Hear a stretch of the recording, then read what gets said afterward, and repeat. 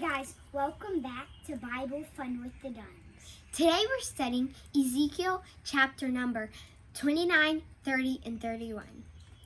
Today is a lot like yesterday, except this time it's Egypt who's being judged in these chapters. God is punishing Egypt because of all the ways they have appeared to help Israel, but they actually ended up hurting them instead.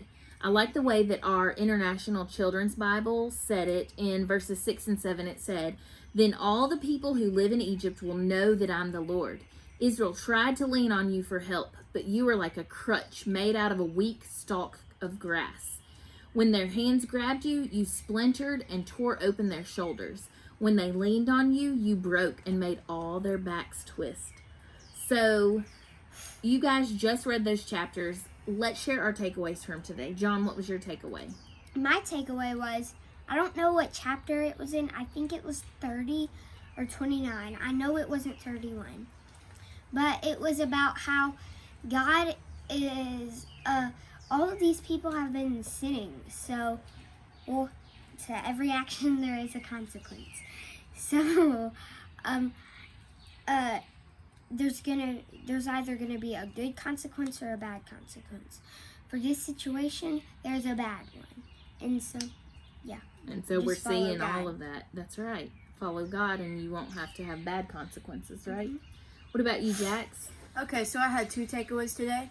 My first takeaway is how at the beginning of every one of Ezekiel's journal entries, he starts off with a date. And that is really good because it proves the future, and it also proves history and what happened. And then it also proves the Bible, most importantly, because we can look back at our history books and see how that happened. And since the Bible said that, then the Bible must be true if it intertwines. And then my second takeaway is how the Egyptians thought the Nile was theirs and everything was theirs, but nothing is truly ours. Everything is God's. That's right. And that kind of leads perfectly into my takeaway. Today, we continue to see God punishing the enemies of his people and even those who did not support his people. Today's focus was on Egypt. In these laments that God gives, these crying out, these funeral songs, this sadness, we can actually learn more details about what the countries did wrong. One thing that we see many of them have in common is their problem of pride. Jax touched on that yesterday when we talked about Tyre. Today, we see that Egypt has the same problem of pride. In chapter 29, it tells us that Egypt had pride over their power and their position. They were not giving credit to God, who we know is fully in charge of who has the power. We've learned in the past through our deep dives that he is sovereign over kings and kingdoms.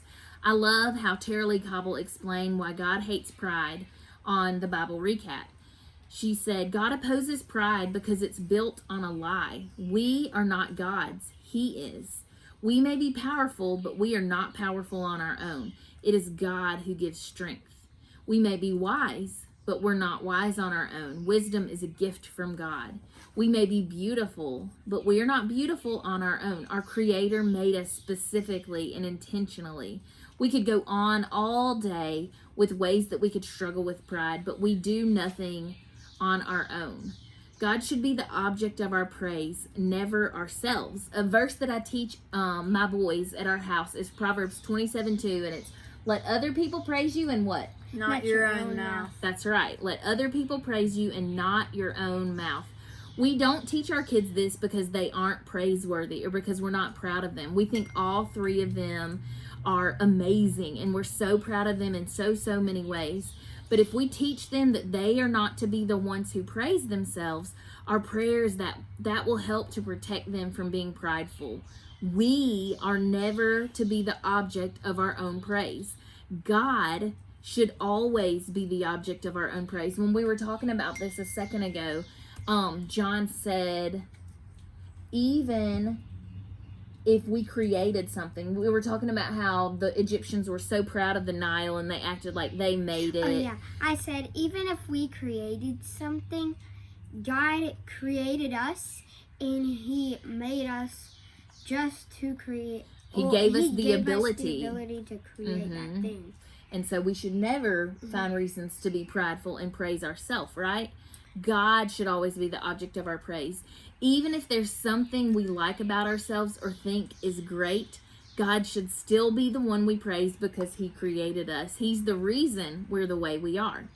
I never want to be described the way we hear Tyre or Egypt described or any of the other enemies of Israel. And a great way to help me not become prideful like these people is to make sure that my praise is always aimed at God. Praising God is a wonderful way to combat pride. So for today's challenge, I want us to practice praising God. Think about things to praise God for and then pray to him, tell him. And I said, praise party time. All right, friends, thank you so much for joining us today, and we'll see you tomorrow. Bye.